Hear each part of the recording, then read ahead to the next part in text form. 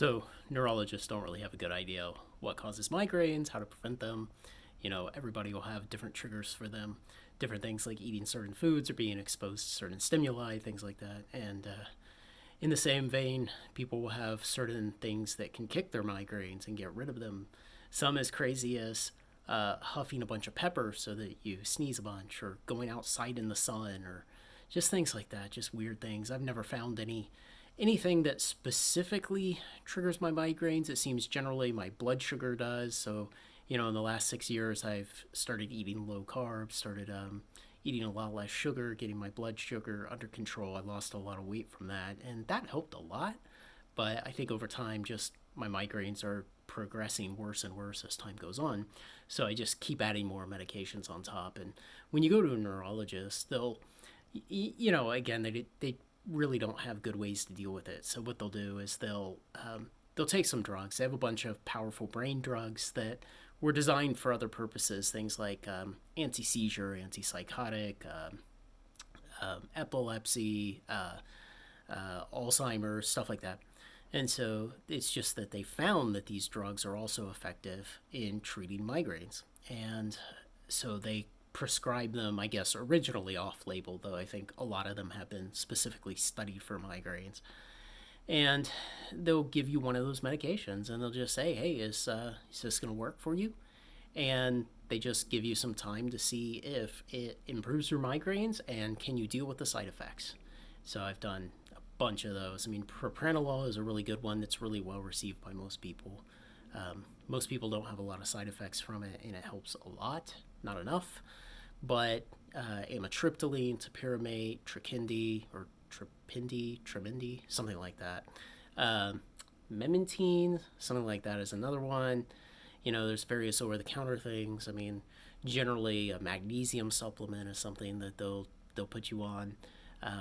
There's an over-the-counter drug called Migraleaf, which is some kind of like herbal and vitamin thing, but it has feverfew in it, which makes your pee like super bright yellow. It's really weird, but I tried that for a while and it didn't improve things for me.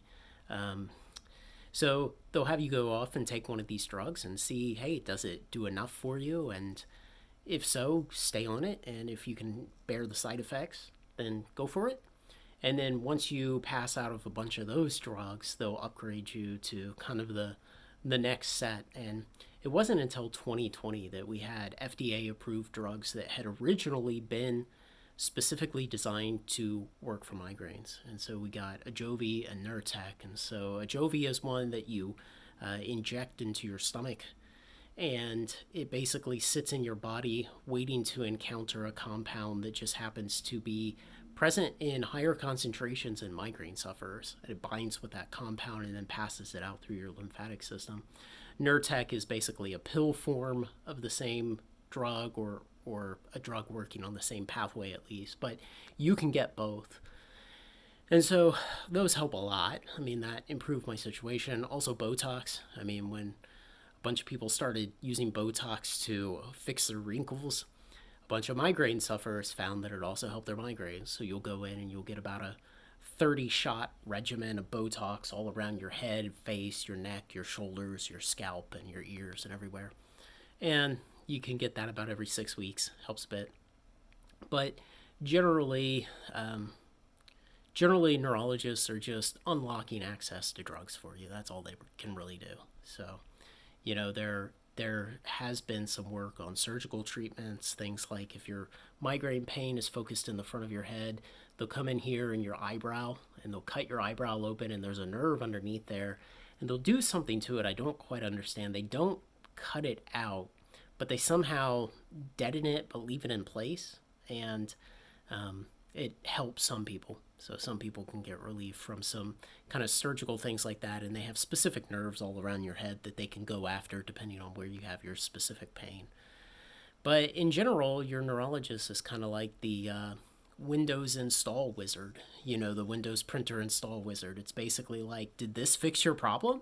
And you say yes, no, or cancel. And if you say no, then it tries some other vague attempt at making it work, and it says, did this fix your migraines? And it's yes, no, cancel. And so it gets really frustrating after you've been working on it for so many years that, you've been through all the drugs. For the ones that have side effects you can handle, you're at the maximum dose. Other ones that the FDA will not allow you to have more, even though they're effective for you and you're willing to try them.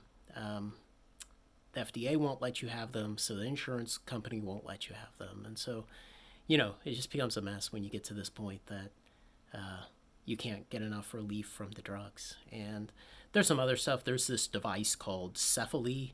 It's some kind of like, silly vibrator thing that you strap to your forehead, and it's supposed to deaden the nerve. Like you use it every day, and over time it'll deaden the nerves in your forehead.